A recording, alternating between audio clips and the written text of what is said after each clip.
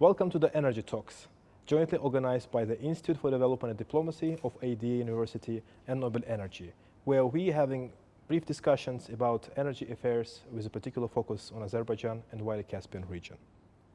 This session will discuss the role of innovation and technologies in sustainable energy solutions. In particular, we are going to learn how various stakeholders in Azerbaijan are trying to make their operations green and sustainable. Our guests today are Mr. Bayramov, advisor to the Minister of Digital Development and Transportation, Eugene Seah, Chief Operations Officer at Port of Baku, and Professor Damjan Miskovic, Director of Policy Research and Analysis at ADA University. The talks will be moderated by me, Ahmed Batov, a Senior Research Fellow at the Energy and Sustainable Development Program of the Institute for Development and Diplomacy of ADA University, and Mr. Turkhan Ahmedov, Head of PR and Communications at Nobel Energy. Welcome, everyone. Thank you. So, energy transition, as it is described, reducing the reliance on carbon-heavy systems and transitioning to lower carbon systems has already started. But it may not be as easy as it sounds, the process itself, the transition. I mean, because it requires certain changes in the technology. It's about moving away from using legacy technology towards more kind of innovative and advanced technology. So it's a tough process. Obviously, the role of technology in energy transition is very big. Mr. Bayramov, last December, the leaders of Azerbaijan, Georgia, and Romania and Hungary, they signed an agreement in Bucharest to build an underwater electric cable to transmit the electricity produced in Azerbaijan and Georgia to European markets. And Azerbaijan actually has taken an ambitious role in changing its technological ecosystem, meaning modernization them and digitalizing them. So, and obviously it goes without saying that the role of the Ministry of Digital Development and Transport of Azerbaijan is great. So my question is, could you please share with us the Ministry's plan and strategy to support the energy transition? Sure, thank you, Turkhan. And I think, to start from the very beginning, obviously digital transformation, digitalization can greatly enhance the energy transition process. Now, if you capitalize on such technologies as the Internet of Things, artificial intelligence, data analytics, the governments can certainly better monitor, manage, and optimize the use of energy. At the same time, if the larger public have better digital skills, have better access to digital services, that can also greatly help to, again, monitor and manage and curtail the unnecessary use of energy. And I think from the perspective of the government, what has been done, what is being done in this respect, well, I think we can talk about it on a few levels, but probably the one thing that I would stress is, in order to achieve digital transformation, we, among other things, need to have proper infrastructure for it. And by proper infrastructure, I mean, in this case, for example, such an infrastructure which can allow both the government and the businesses and the community, the public, have access to high-speed internet. Now, without it, it's hard for me to imagine how we can actually enable digital transformation. That's one of the tenets, that's one of the prerequisites, if you will, of digital transformation. Now, in that respect, the government of Azerbaijan, our ministry, is involved in rolling out the so-called GPON technology. Actually, GPON stands for Gigabit Passive Optic Network. Basically, it's a high-speed broadband fiber optic connection. And the government of Azerbaijan has actually set a goal to provide the entire sort of population of Azerbaijan, all 100% of geographical coverage within Azerbaijan to high-speed broadband internet service by the end of 2024. Now, obviously, like I said, it's only one of the prerequisites to ensure that we have digital transformation. Among others, I can mention the development of human resources to actually manage this transformation. I can mention such things as cybersecurity, which becomes a paramount importance if you transform your sort of all of the government and all of the businesses from more analog into digital sphere. But all of these things, of course, again, lay on that sort of solid infrastructural foundations which we're taking care of right now. Thank you, Rashad. Talking about infrastructure, we'll know that essentially almost every single international port these days having its own green energy agenda. We also know that Port of Baku in Azerbaijan has also its own green strategy. Could you please elaborate on that? What are the strategies, what are the measurements, what are the steps the Port of Baku is undertaking right now to green its operations? Thank you for that question. I think the question has already been answered partly because it's all part of the diversification strategy of Azerbaijan that we go about building up other businesses. And the port, in a way, is trying to do this on the logistics front. And we are trying to do it in a way that we optimize the use of resources so that we don't use so much fossil fuel. That's one. Secondly, we have set a target for a very ambitious target of, not ambitious, I think relatively moderate ambitious target, right? By 2035, we have the zero emissions strategy. What this does for us, it actually gives us a map of how to approach this strategy. From there, if you look at Azerbaijan as a whole, we are not really industrialized. We are semi-industrialized. As you know, Europe is a very industrialized nation, and China on the other side is industrializing. So we sought help, okay? We sought assistance from EU and other developed countries on how to approach this.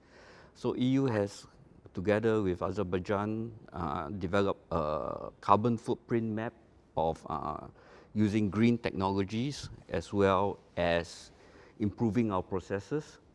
And we hit a milestone in 2019 where we had EcoPort certification. That means our processes are all geared towards minimizing the use of fossil fuel.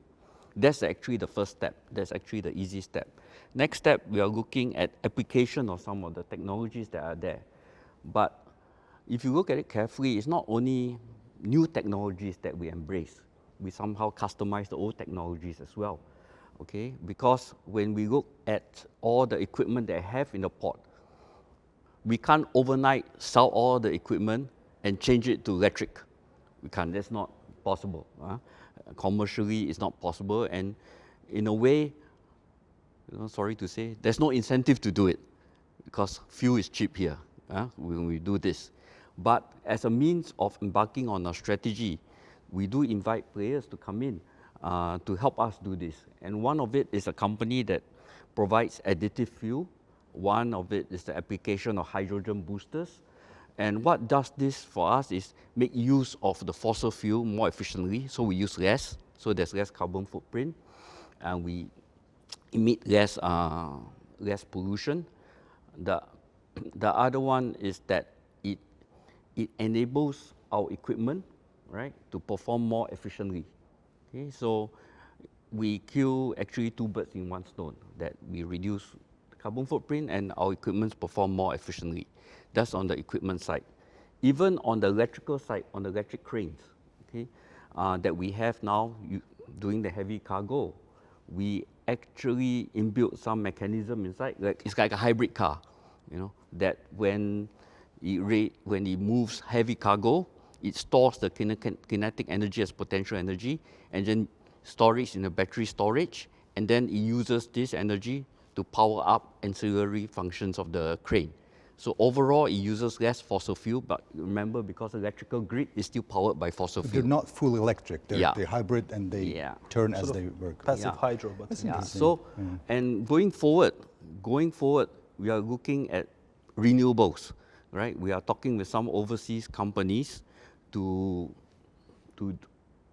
install solar panels on the available space on the rooftops of the warehouses, on the rooftops of the car parks, on rooftops of buildings, to provide renewable energy. And how do we use this renewable energy?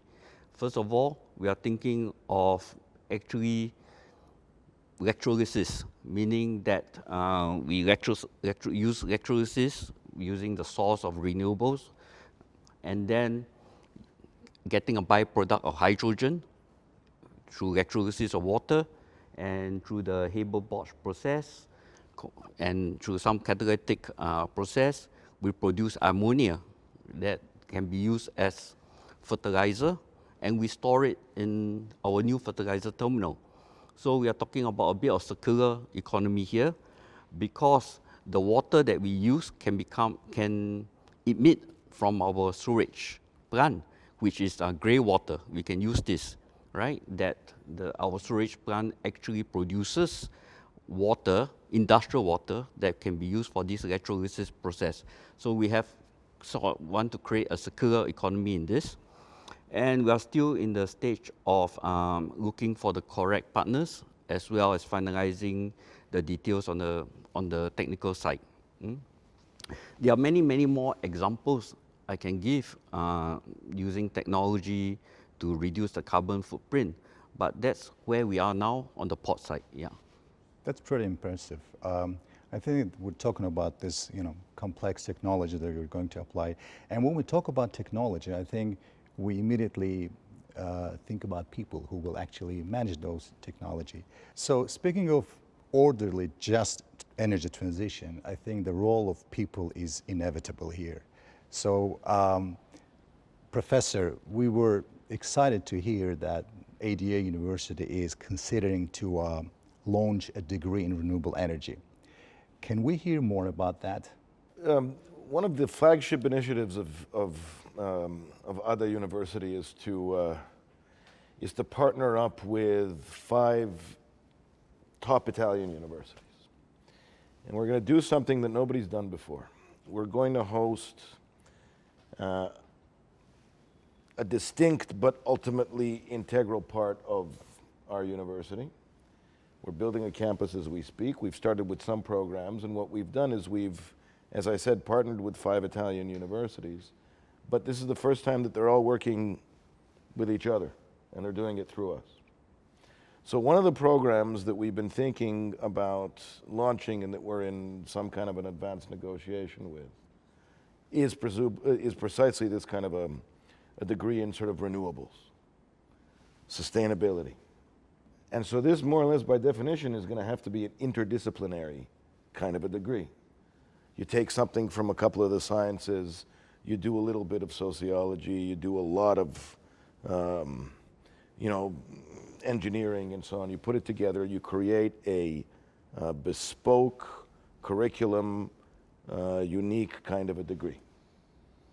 Certainly be the first time anything like that would be offered in Azerbaijan. So let's see if it ends up happening. And obviously that's important for the topic that we're talking about, but for the future of this country and other countries. Right? In order to be able to have a qualified workforce, Nobel Energy, Masdar, Aqua Power, all these companies that are looking to make further investments in solar, wind, or whatever, clearly need to have qualified personnel to do this. Now, there are lots of ways that you can do this mid-career, of course, job training, all these things, but at the end of the day, if you can anchor your hiring, or at least your new hires, in by doing the recruiting from a program that's really devoted to what you're going to want to do, then that would be obviously a great benefit. So let's see if it happens. Well, for me, I think that's really, really good if it takes off, because that's really important for the Azerbaijan as a whole. Because you need to change the mindset of the people. We come country resource rich. We sell fuel, we sell gas, we get revenue. More than 90% of your GDP is that. Our transit cargo only generates only 1 point something percent. So there's a lot more to do in the areas of renewables and diversification. Then why not start with the young people first to carve out the new future for renewables as a means of diversification of the economy, you know? And coming from Singapore, that's when we ingrain all these ideas and ideals in the young from the very start. And then when they grow up, it becomes natural. They will do startups. There'll be entrepreneurships. There'll be startup companies. Then you form a whole new ecosystem there. Without this kind of footing and grounding in the academia side, the startups and entrepreneurship may happen, but with a little push from the academia, it will even be greater strides made there, and it will happen even faster. And the port can partner these entrepreneurs, companies, to give them a startup space in the port to do their innovations in port equipment, for example, right? We have a lot of expansion plans coming in. Even the technologies that you want to do the civil works and to build the bridges and to build the berths, that is also a green element in it, because you can use fly ash from when you produce steel to put it into concrete, and fly ash is actually a waste, to put it in concrete to make green concrete, and then put it into the buildings. So interdisciplinary, that's one example. So I think it's great if this can happen, and ADA can do this. So if we do end up doing this, and when we start getting some graduates, you're going to do some hiring. All right, we'll do some hiring. I'll be even doing some lecturing also. Okay, so we had a good discussion, I think, about specific policies and how various stakeholders at the local level are trying to green and contribute to the green development of Azerbaijan and contribute to the climate targets of the country. Let's zoom out a little bit and talk about the role of the government. And particularly, I think I would be interested in learning what we do in terms of innovations and in terms of green developments in the recently liberated territories of Karabakh. So my question would be to Rashad, to you, about the role of the Ministry of Digital Development and Transport in the Karabakh region. Sure. I think, again, I'll have to preface that answer was a bit of a context. I think you used the word innovation or technology, and those are very important words. And the reason I say I want to preface it with something is to actually, and partly to dovetail on what my colleagues here have been talking about, the need for human resources to drive the transformation, or be it renewable energy, or for that matter, in any field which is fresh and new for the country. And obviously, innovation is that field. In fact, if we refer to a very important document, which was signed by President Ilham Aliyev in February of 2021, which is called Azerbaijan Vision 2030, the socioeconomic priorities for Azerbaijan. And again, I'm sure that you've certainly read it, and there's a couple of important points there. One of them being that Azerbaijan targets by year 2030, obviously it's a visionary statement, so there's no plan, but it's a statement. Azerbaijan targets to build a society which is actually thriving on innovation, right? So in a sense, that the reason I prefaced with that is I'm kind of going back to what my colleagues have been talking about, change of a mindset. Well, to me, that is a signal to the need to change the mindset. Is yes, we have been historically a resource-rich country. We will most likely continue to be a resource-rich country until at least for foreseeable decades, but it doesn't mean that we should, in our minds, continue being sort of narrowed down to that vision of thriving on energy alone, or on a fossil energy, let's put it that way, fossil energy alone.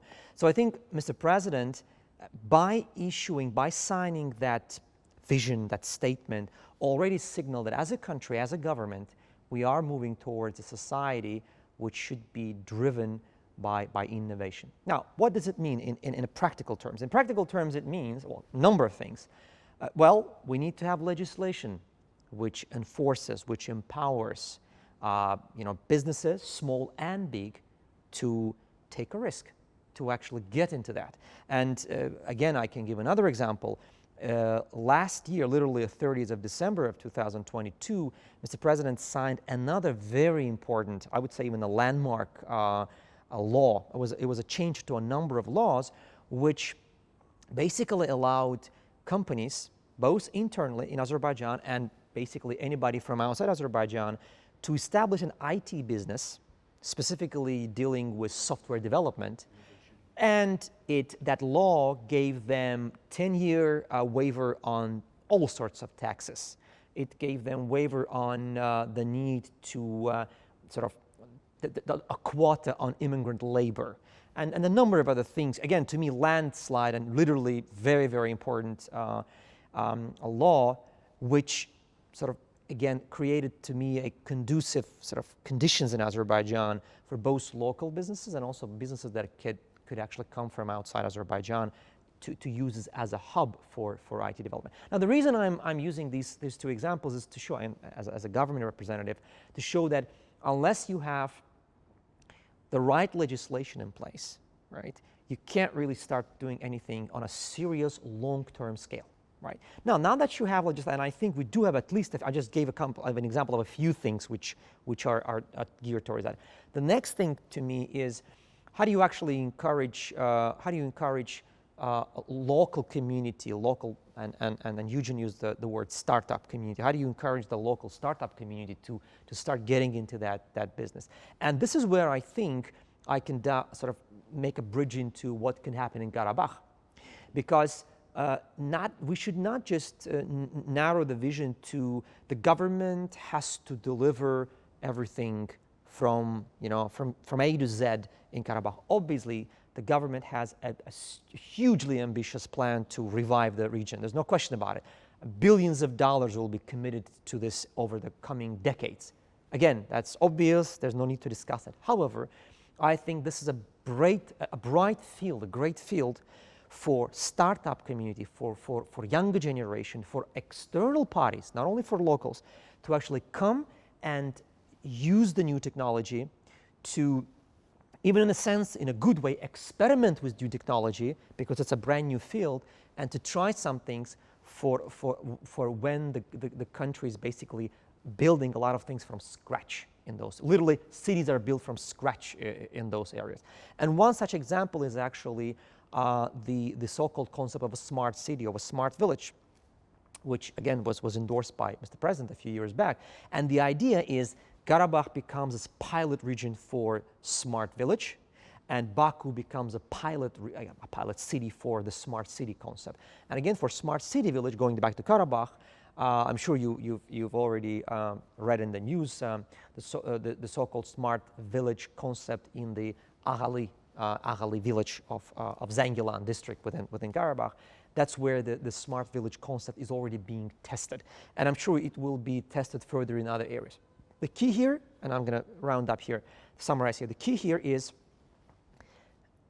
not to just bring any provider, and I'm not going to use brand names, but any provider who claims that they can build a fantastic concept, a great smart village or a great smart city. Because what usually providers do is they try to sell their equipment or sell their technology.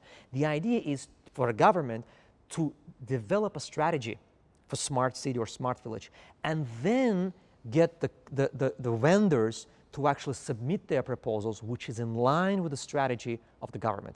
And this is what the ministry is working on, the smart city and smart village strategy, which will then create a map for vendors, for businesses to come with their proposals and actually then apply it and be there in a real competition with one another.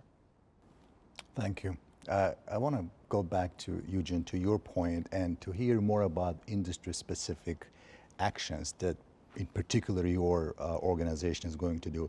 And it goes without saying that sustainable maritime technologies, that they can make wonders, basically. They can really contribute to the energy transition, and they can actually help lower carbon in the long term. So you've talked a little bit, but can we hear more specifically, what are the port's kind of research and innovation plans as part of their zero emission strategy 2035?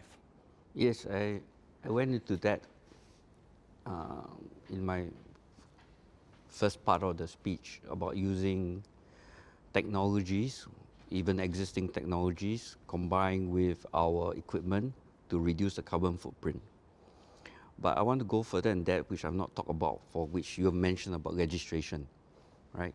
That's very important, because even though the port is in the forefront of thinking this way, right? The registration is equally important. Just give you an example. We have coal ironing facilities. Coal ironing means that when the ship comes in, it turns off its engine. It's coal.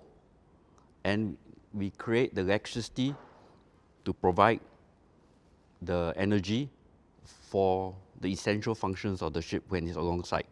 The lighting, the power needed for all the servicing. The engines need to run a bit. You can't just have a coal engine, because the engine will not be very efficient. And we have no takers. Why?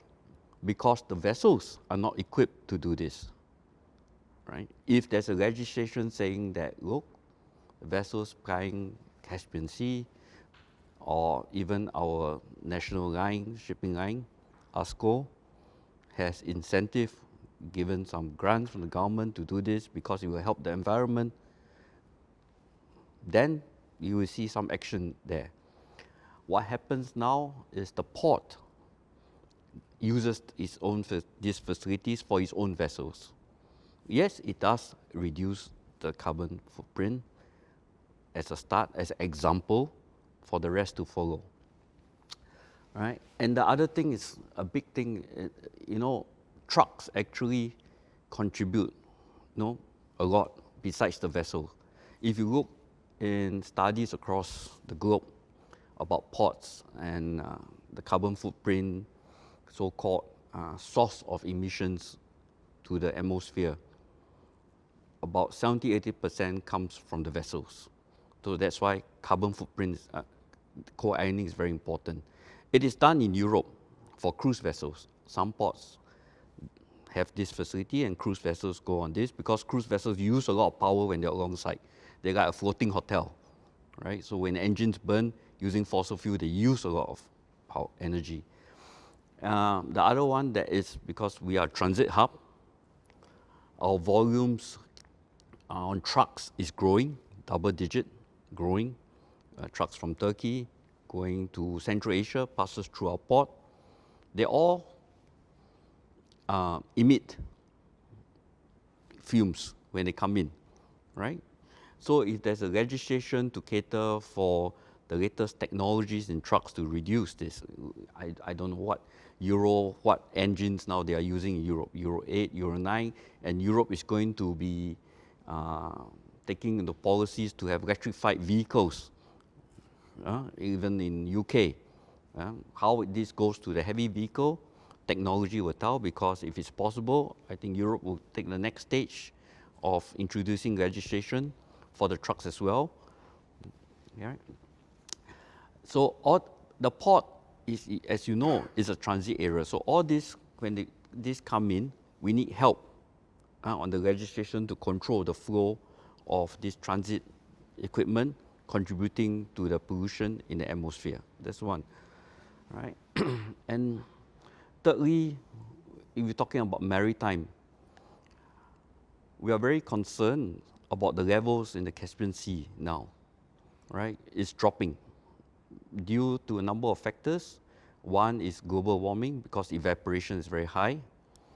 The other one is through the feedstock. I would call it the feeder. There's a major feeder river feeding the Caspian Sea, and that's the Volga Don, right? So anything that curbs the supply of water from there to the Caspian Sea affects the levels, okay? But it's something we can do which is on the global warming side, right? That is also to do with registration, because if all of us contributes to reducing the carbon footprint, it will reduce the global warming.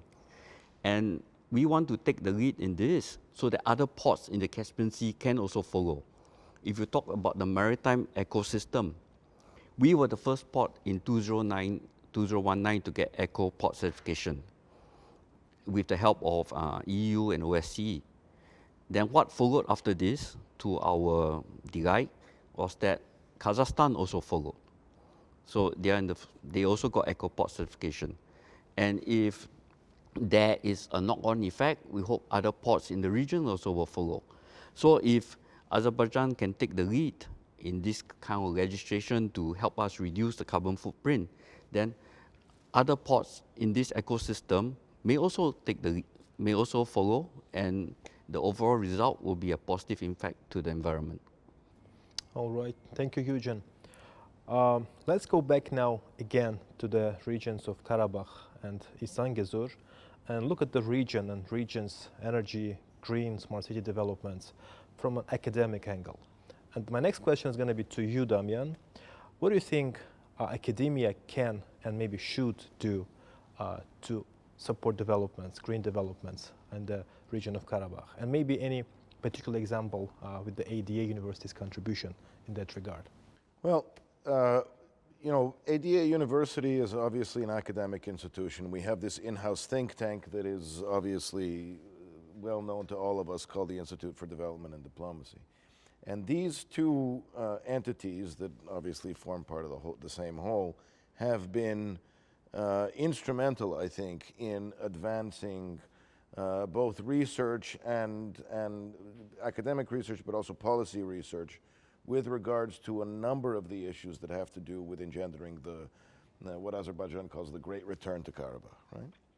So, for instance, we were commissioned by the government to conduct a huge survey of refugees and IDPs with 100 questions on figuring out what the mood is and what the priorities are of people who want to go back home.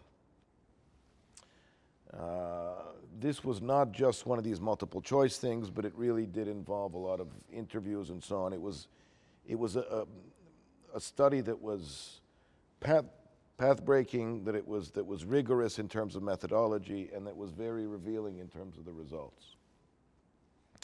And on this basis, it seems to me that the government made a fair amount of public policy decisions with regards to what to prioritize in the context of returns, including a lot of these things that we've been talking about here today: sustainability, smart villages, green technologies, and so on.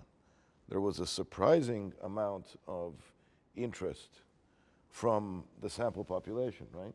So from potential returnees.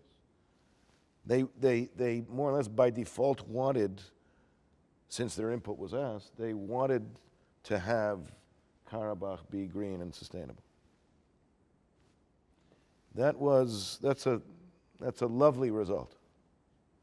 Now, we also publish a number of research papers and policy papers on various topics that have to do with what we're talking about here today. I don't want to get into the specifics of it because it then becomes sort of a list. But I encourage everybody who's watching this to spend time on our website and to read some of these papers. They're organized by section, so if you're interested in anything that has to do with renewing Karabakh, there's a section on that. There's also a section on sustainable development and on energy. And I think that we're one of the few think tanks in Azerbaijan. There are others, but we're pretty good. We really are one of the few that really takes these kinds of issues seriously. People like to focus on geopolitics. They like to focus on, traditional sources of energy, all these things. I'm one of those people, but at the same time, I recognize the absolute necessity of trying to do the right kind of applicable research for the benefit of, obviously, Azerbaijan, South Caucasus, the whole Silk Road region, and ultimately the world. Okay, thank you, Damjan. And I think the time is up and the program has come to an end. Thank you, everyone, for participating, for coming. This was Energy Talks. Thank you, everyone, and see you next time.